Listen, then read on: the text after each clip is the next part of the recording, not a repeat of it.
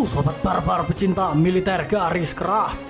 Saat ini keinginan KKB ingin membuat Papua merdeka sedang gencar-gencarnya setelah permintaan Egyanus Kagoya yang meminta tukar guling kepala pilot dengan Papua merdeka tidak direspon oleh pemerintah Indonesia. Imbasnya KKB makin brutal setelah permintaan tersebut ditolak mentah-mentah. Wajar saja pemerintah Indonesia menolak mentah-mentah, pasalnya nyawa pilot asing tidak sebanding dengan puluhan prajurit TNI Polri yang sudah gugur di Papua. Tentu saja pemerintah Indonesia ogah menuruti permintaan KKB yang meminta Papua merdeka. Imbasnya KKB menembaki anggota TNI yang sedang lengah sebagai upaya untuk mendesak pemerintah Indonesia agar negosiasi tetap berlangsung, yaitu menukar Philip McMartins dengan Papua merdeka. Negosiasi yang buntu akhirnya membuat KKB makin brutal dan membabi buta. Salah satunya berita terbaru kali ini, yaitu perwira pasukan khusus 181 Gultor tewas di tangan KKB. Padahal perwira itu baru lulus akademi militer beberapa tahun lalu dan mengikuti pendidikan Kopassus di Batu Jajar dan kembali mengikuti seleksi 181 Gultor yang dikenal pasukan khusus di atas pasukan khusus. Namun takdir berkata lain, ia harus gugur di usianya yang masih muda.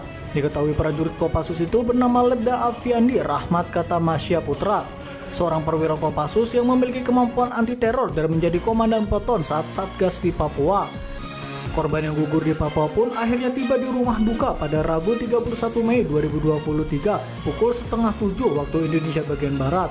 Jenazah Ledda Afiandi Rahmat akhirnya dimakamkan di Kalibata, Jakarta. Data yang diterima fajarpapua.com menyebutkan kedatangan jenazah Ledda Afiandi Rahmat Katamasya Putra di kargo Bandara Soekarno-Hatta menggunakan maskapai Batik Air dengan nomor penerbangan ID 6261 dari Bandara Moses Kilangan Timika. Kedatangan jenazah Letu Infantri Afiandi yang didampingi oleh Kabag Intel Ops Chandraka, Mayor Infantri Febrin, dan Pasi Ops Chandraka, Letu Infantri Reza disambut oleh sejumlah pejabat di lingkungan Korps Baret Merah. Selanjutnya, usai dilakukan penyambutan dan penghantaran jenazah dibawa ke rumah duka yang terletak di Jalan Pancoran Mas, Kota Depok, Jawa Barat.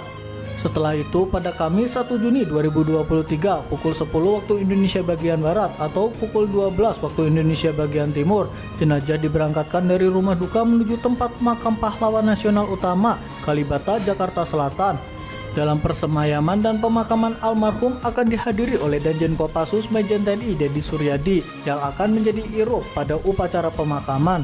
Seperti diketahui, Letnan 2 Infantri Afiandi Rahmat Katamasya Putra merupakan anggota Satuan 81 Komando Pasukan Khusus atau Kopassus yang gugur dalam tugas operasi di Papua pada hari Selasa tanggal 30 Mei 2023 pukul setengah 5 waktu Indonesia bagian Timur.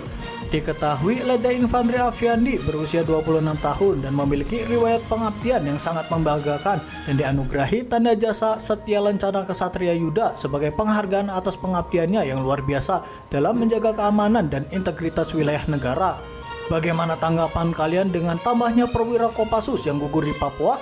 Silakan Al-Fatihah di kolom komentar.